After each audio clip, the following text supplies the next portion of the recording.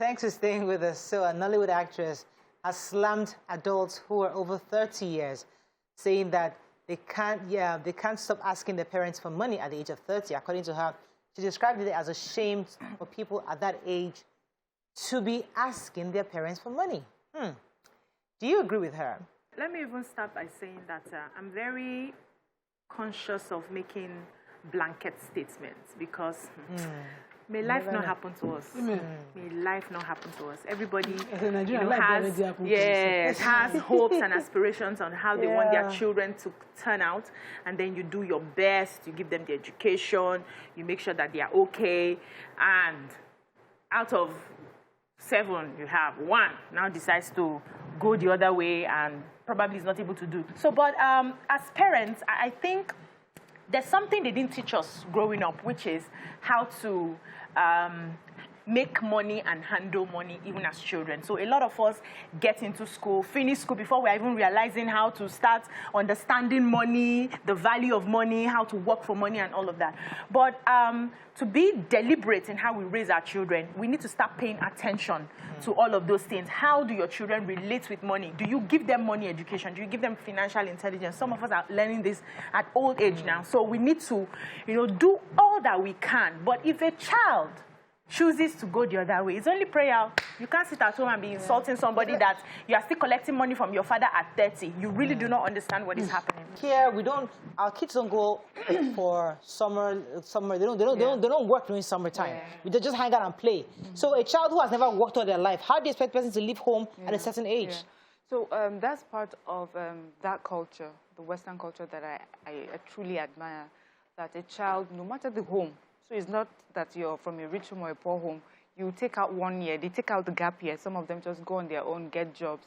Some of them also, during holidays, they do the summer jobs. And I love the fact that when you're 18, you just know that you have some responsibilities. May not necessarily mean taking you out of your house, but you know that now you live in this house, you pay the bills. It goes a long way in shaping you into becoming very responsible. We have our differences and our cultures are different. So a child, unmarried, female, below 30, they live in Papa house here. So you just don't go and live alone.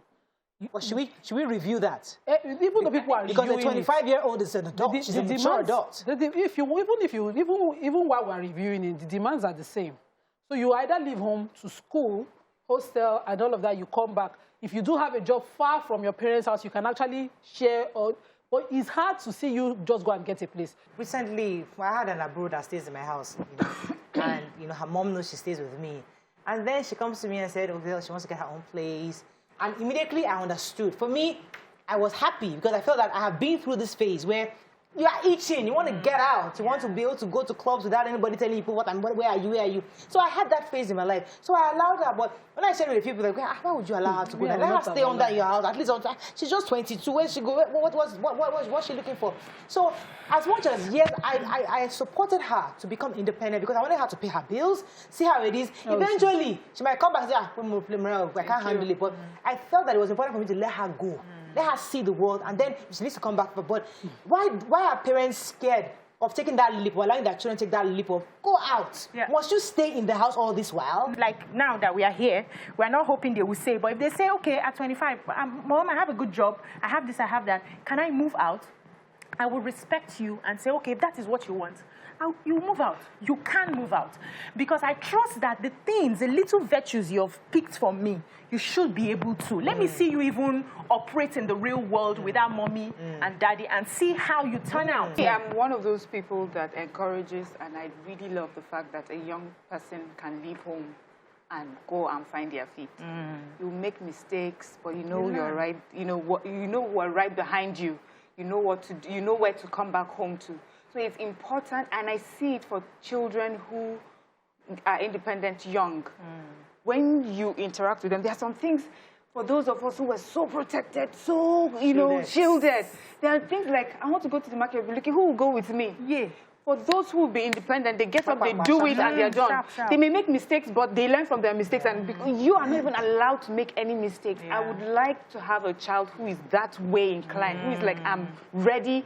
And I'm not saying a person who is badly behaved and is trying to run away from responsibilities at home hold you. just so that you want to go and party or club. But because you know that, see, I'm earning some money, or I have a job here, it will be easier for me to get a house closer to my job. Mommy, please, can I have this? And if you cannot even pay rent, I'll pay rent, but I know that you're paying for your light bill, you're paying for food, you're taking care of, you're putting petrol in your car. So it's important that we teach the virtues, release them a bit. Let them test it. Let them make their mistakes. From their mistakes, you know what you need to handle more. What you need to work on, what you can point them to. You teach again for a bit, you release them. But if you say, okay, because I want to really protect you and hold them, you can't tell when finally they leave how they would act.